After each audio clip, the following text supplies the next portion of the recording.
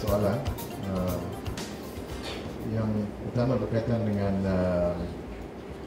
apa yang kita harus buat supaya universiti kita berjalan dengan apa?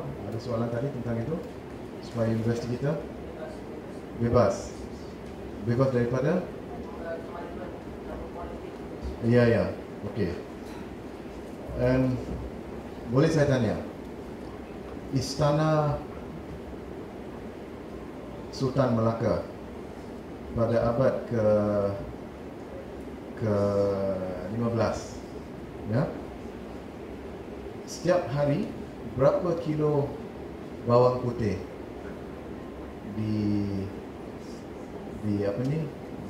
digunakan, dimasak? Berapa kilo? Siapa yang tahu? Kurang ratus ke tahu? Bawang putih. Kalau tak tahu bawang putih, macam mana bawang merah? Okey, kita tidak tahu kan? Sebab tak ada rekod, tak ada dokumentasi. Kalau kita tanya Sultan pada zaman itu, apa dia makan? Apa dia makan sayur asam, atau dia makan ayam pedas, atau cincalok, Melaka cincalok, ataupun the fish that we ate just now is ikan asam pedas. Apa dia makan banyak daging lembu ke daging kambing atau ayam? Kita tidak tahu sebab tidak ada rekod. Dibandingkan dengan Imperatoria Osmania, kita tahu berapa kilo bawang putih, berapa kilo bawang merah, berapa kilo daging ayam dan sebagainya yang dipesan oleh istana untuk menu dia. Selain daripada itu, kita tahu apa yang dimakan. Dan menu beliau, menu Sultan Osmania telah diturunkan kepada kita, diturunkan dari generasi ke generasi, sehingga zaman sekarang kita tahu exactly apa yang dia makan waktu itu. Jadi di Istanbul sekarang ada beberapa restoran yang menghidangkan makanan yang dimakan oleh Sultan-Sultan Imperatoria Osmania zaman dulu, ya? Dan mereka mempunyai rekod sebab segala kegiatan yang berlaku dalam istana itu didokumentasi. Ini berdasarkan kepada, atau ini disebabkan oleh satu sikap, satu mentality, satu sikap birokrasi dan sikap efisiensi yang mengutamakan prosedur dan peraturan. Tetapi prosedur dan peraturan itu digarisbawahi oleh beberapa nilai-nilai tertentu. Ini adalah satu kelemahan kita sekarang ini. Universiti, bukan hanya universiti kita, tapi semua institusi pemerintah, kerajaan tidak digarisbawahi oleh sikap birokrasi ini yang mengutamakan nilai-nilai tertentu, efisiensi, productivity dan sebagainya, ya. Apa penyelesaiannya? Penyelesaiannya untuk universiti kita melantik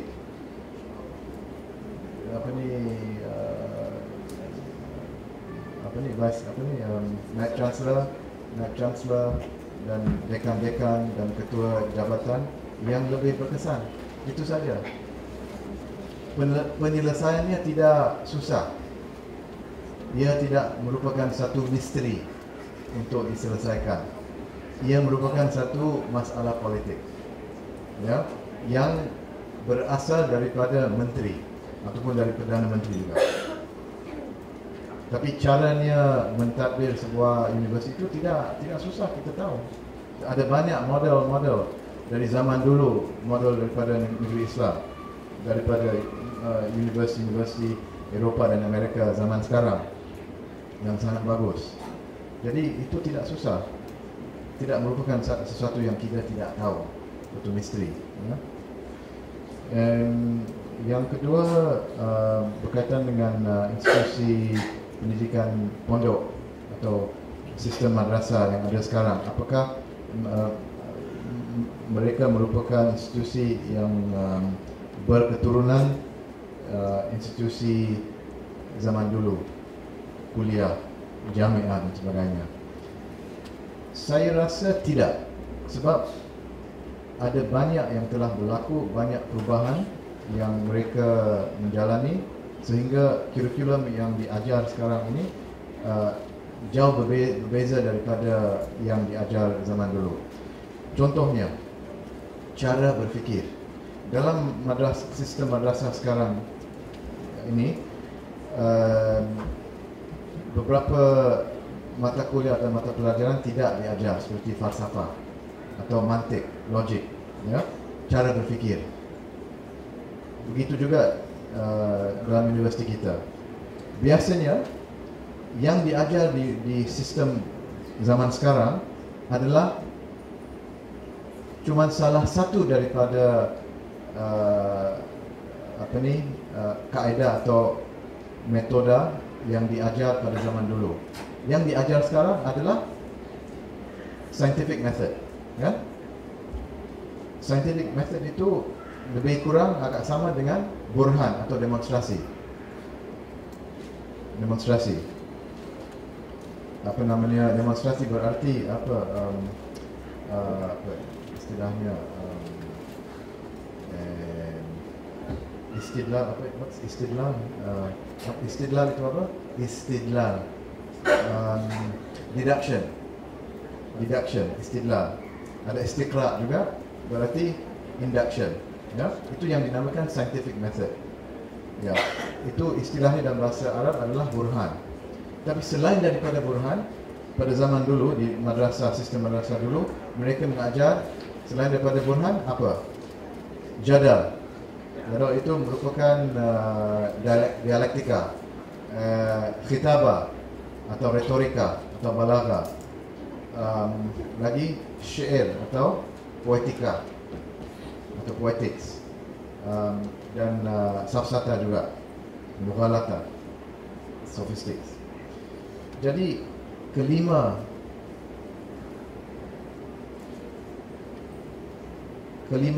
metod memikir atau kelima metod argumentasi diajar pada zaman dulu.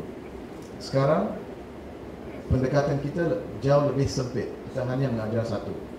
Ya, dan berkaitan dengan cara memikir, ya, zaman dulu mereka mengajar tentang perlunya ada maudu, subject matter, perlunya ada masalah, atau masalah berarti soalan yang pokok, yang inti, yang harus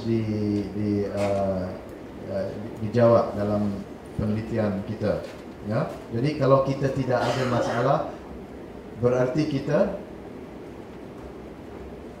kalau kita tidak ada masalah, berarti kita ada kemusykilan, sebab kemusykilan dan masalah tidak sama.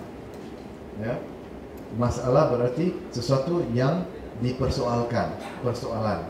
Ya, jadi semua kegiatan ilmiah itu terdiri daripada 4 atau 5 bahagian. Ada maudu atau subject matternya, ada masalah, sesuatu yang dipersoalkan, ada metod tertentu, apa itu mantik, namanya mantik, terdiri daripada burhan, jadal, syair, balagha dan sebagainya. Dan ketiga ada hadafnya atau tujuan, ya, tujuannya, ya, raya atau hadafnya. Jadi kalau kita ambil ini sebagai satu contoh cara memikir, ini sebahagian daripada epistemologi atau metodologi.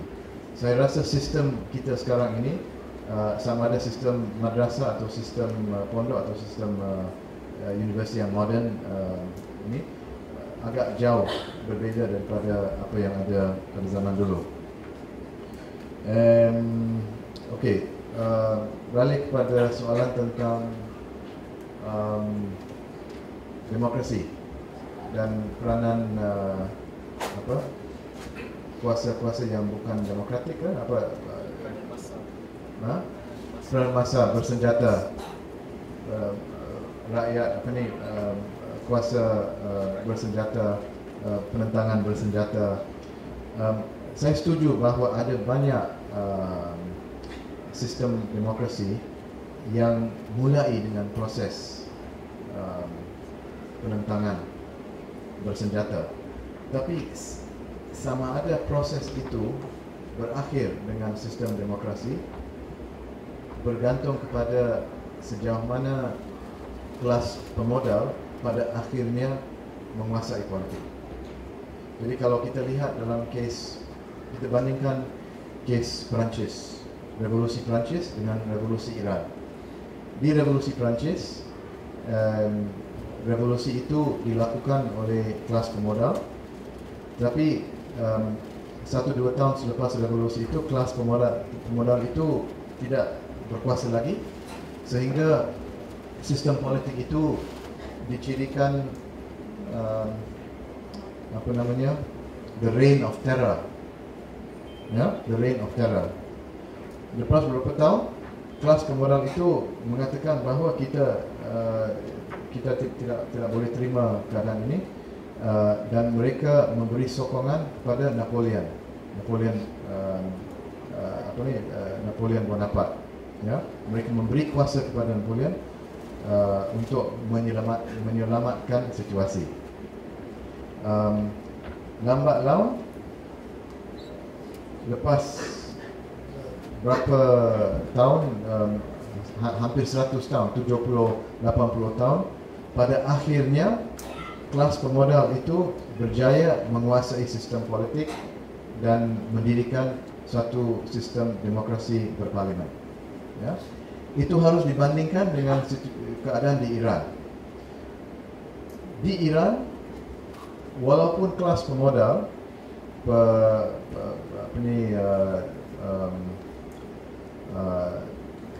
golongan bazari, daripada bazar, saudagar yang menguasai bazar di Iran, pasar. Walaupun mereka mengambil bahagian dalam revolusi Iran, mereka tidak merupakan kelas yang dominan atau golongan yang dominan. Golongan yang dominan adalah golongan golongan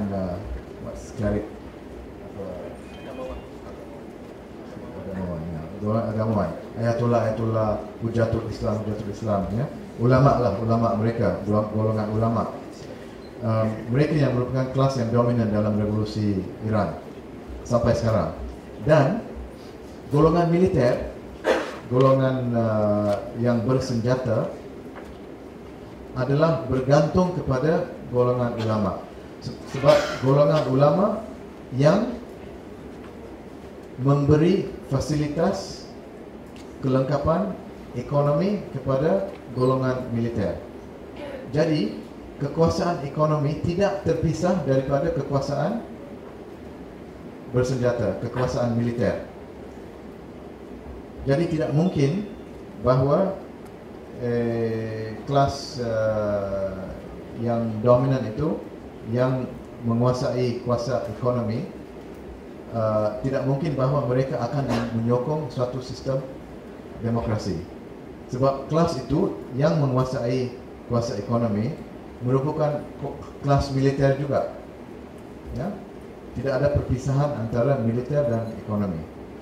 Jadi dalam kes Iran, tidak ada kemungkinan bahawa demokrasi akan wujud atau akan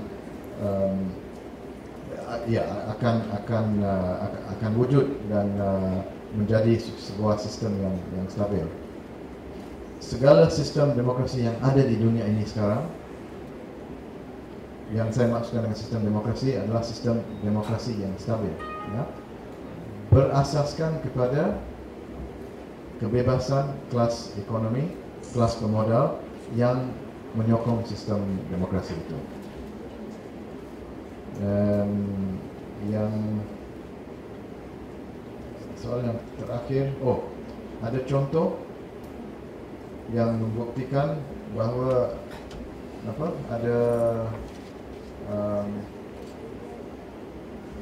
ada tokoh-tokoh atau sarjana-sarjana yang tidak bebas daripada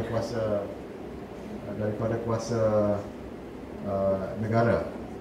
Apa itu soalannya? Ya, pada zaman Abbasiyah. Ya, memang saya setuju ada contoh. Kita tidak sebut bahawa setiap sarjana atau alim bebas daripada kuasa politik. Memang ada banyak yang tidak bebas, ada juga yang dianiaya oleh pemerintah, ada juga yang dihukum penjara, dihukum mati seperti Al-Hallaj dan sebagainya. Ada banyak contoh. Tapi pada umumnya kita mengatakan bahawa institusi pendidikan bebas daripada kuasa negara, dan itu juga boleh dikatakan untuk institusi-institusi yang lain, ya, hospital,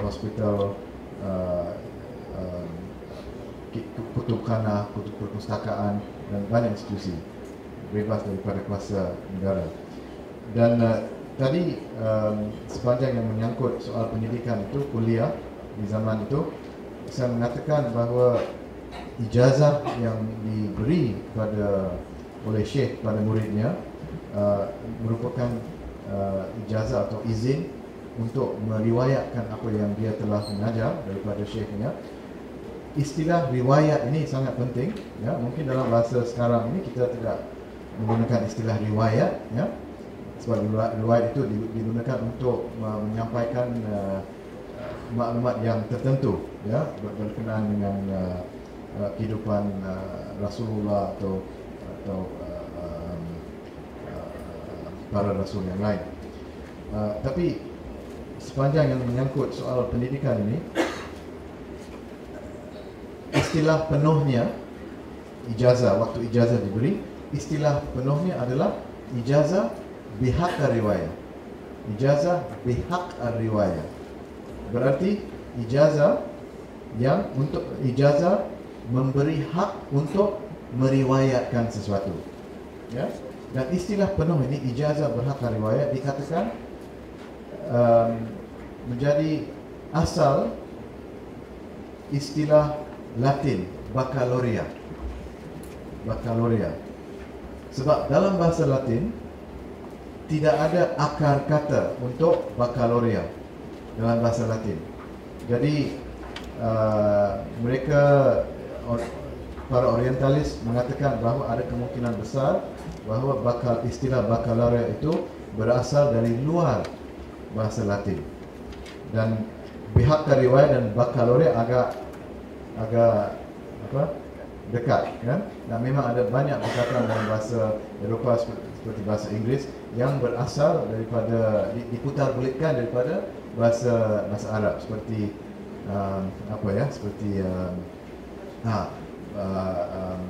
admiral, laksamana, kan? Admiral itu berasal daripada istilah Arab, Amir al-Bahar, atau Gibraltar itu juga dari bahasa Arab, kan? Jabal Tariq. Banyak perkataan. Jadi ada yang menyorikan bahawa bihaq riwayat itu atau baccalaureate itu berasal daripada bihaq riwayat.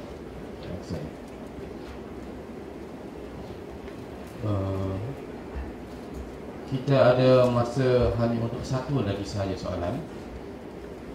Jadi ada siapa? Mak?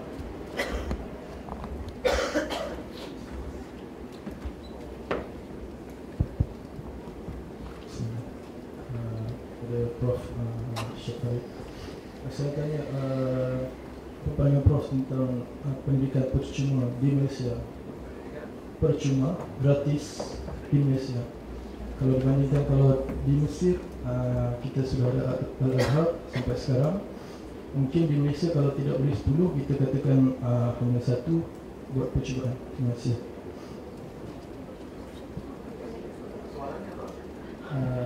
Pandangan Prof tentang possibilities, kemungkinan pendidikan universiti percuma.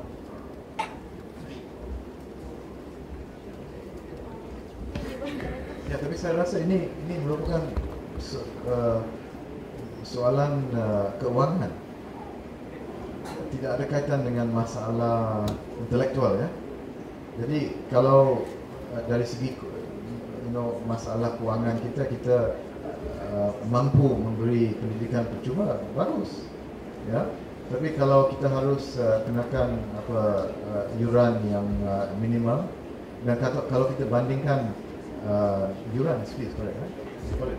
Yuran universiti, kan? Apakah kalau kita bandingkan yuran di Malaysia dengan luar negeri, dia sangat rendah. Satu semester berapa ribu,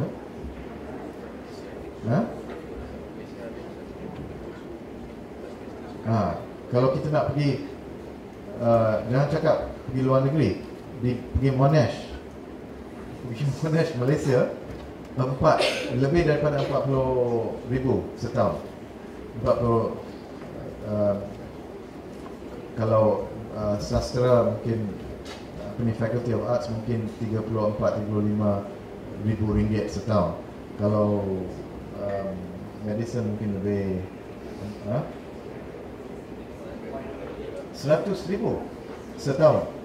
Oh, ya. Jadi kalau universiti tempatan 1,000 betul tak? 2,000 ya.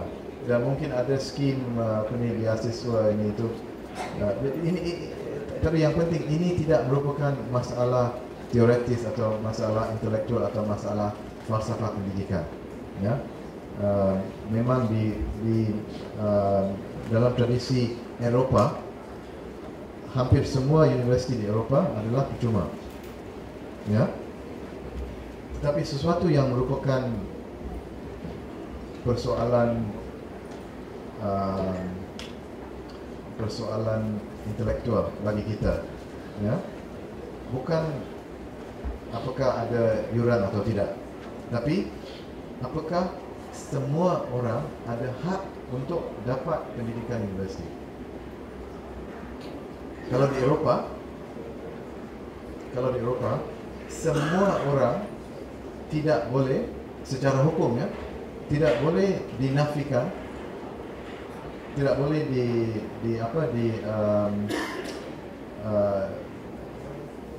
pemerintah di Eropah tidak boleh mengatakan bahawa tidak ada tempat di universiti. Mereka ini merupakan satu jaminan. Kalau mereka mau pergi ke universiti, mau belajar di universiti, pemerintah diwajibkan mendirikan lebih banyak universiti. Kalau yang ada tak cukup, ini merupakan satu hak mereka dan tidak merupakan hak di Malaysia. Jadi kalau tak ada tempat di universiti, kita terpaksa ke luar negeri. Kalau kita tak mampu, tak ada duit, tak boleh. Saya rasa ini yang harus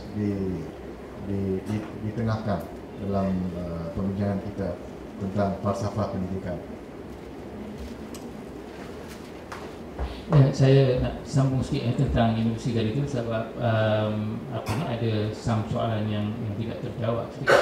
Ya, pada pandangan saya, cara yang terbaik yang saya sedang merangka satu peta kerja untuk merubah universiti reform dari struktur pentadbiran, walaupun saya bukanlah ahli dalam pengurusan, yang saya hendak lakukan adalah bahawa the Vice Chancellor as facilitator, not as dictator. Jadi kuasa diberikan kembali kepada ahli akademik melalui apa yang saya katakan sistem macam fakulti. Jadi saya punya imagination adalah bahawa dan berapa tahun saya telah minta dekan, saya kata mana kita punya think tank. Think tank ni mesti datang daripada masyarakat. Kalau dalam fakulti alam bina tu adalah arkitek ke, adalah planner ke, juga ahli antropologi ataupun mungkin orang macam Prof saya Alatas, to make up apa dia this think tank ni, masalah kita dalam negara kita dari sudut city planning, housing dan sebagainya, dan this think tank tu akan trickle down kepada research yang kita akan buat dan terus kepada assignment, thesis dan sebagainya, so that we can see the product quite clear dari situ. Dan dekan adalah seseorang yang sebahagian daripada this think tank, dan di Vice Chancellor tugas dia make sure that each faculty ada dia punya think tank, itu saja. Tapi sekarang Vice Chancellor have overriding power, terlalu banyak kuasa kepada Vice Chancellor, kenaikan pangkat dan sebagainya tu. Patutnya kenaikan pangkat tu dia dikembalikan kepada fakulti melalui this think tank tu, dan kejuruteraan lain dia punya keperluan, dan fakulti kesusastraan Melayu pun lain juga. Sekarang apabila Vice Chancellor kata semua kena jurnal bahasa Inggeris, habislah yang kesusastraan Melayu, macam mana ustaz-ustaz dan sebagainya, jadi satu problem. So jadi di sini saya cuba nak memikirkan, dan mungkin saya akan ajak beberapa rakan lagi untuk berbincang tentang perkara macam mana kita boleh memerdekakan atau democratization of university, kembalikan kuasanya kepada fakulti. Sebab fakulti little universities by themselves, dan ahli akademik yang hebat-hebat tokoh adalah walking universities. Jadi mereka berjalan teguh dengan orang kata apa, keilmuan, tidak takut kepada apa-apa kecuali ilmu dia yang disampaikan dengan cara begitu. Bukan macam sekarang, kalau nak tangkap gambar dengan ahli pembangkang pun takut, mungkin tak naik pangkat. Jadi saya pun, apa dah yang kamu takut sangat, saya katakan. Jadi yang ada yang nak baca news pun tunggu balik rumah, buka, kalau tidak orang check dia punya browser, maka akan ada macam-macam hal. Saya terkejut bila saya tengok dalam hal. Dan last sekali mungkin saya ingat dalam Senate, katakan Senate tu mungkin ada orang-orang tertentu suruh, dan saya ingin cadangkan juga perwakilan pelajar yang baiklah pun menjadi sebahagian daripada sistem policy making di dalam universiti itu juga, untuk menaikkan martabat pelajar bahawa mereka adalah pemimpin di masa hadapan, bukannya mahasiswa yang akan memenuhi pejabat-pejabat sebagai pekerja sahaja. Jadi this is something yang saya cuba nak karangkan, dan mungkin nak bincangkan dengan rakan-rakan yang seperti Profesor Aziz Bari atau Prof Farouk Musa. Dan lepas itu saya ingat kita boleh buat forum dengan Persatuan Kaki Tangan Akademik dari seluruh Malaysia, dan kita minta the change, because the university is already autonomous. Orang tu saja yang, contohnya saya cakap pada dekan awak isu ni, dia kata nanti dulu saya nak dengar VC cakap, baru kita nak ada meeting lembaga akademik itu. Saya kata, kenapa kamu nak dengar cakap VC? Kita lah yang patutnya ada VC. Jadi sekarang ni the game is apa kata VC. You sendiri tak ada VC. Jadi macam mana tu? Jadi itu, this is the thing yang menjadi satu masalah. Okey. Jadi dengan itu sekian sahaja sesi kita pada petang ini. Ucapan terima kasih saya tujukan kepada panelis-panelis kita pada hari ini. Kemudian seperti saya Khalid dan Fuad, kalau ada beberapa pertanyaan boleh ditujukan secara langsung kepada panelis-panelis selepas ini. Cuma janganlah ganggu mereka sampai mereka sebab makan atau minum. Jadi sekali lagi terima kasih kepada semua.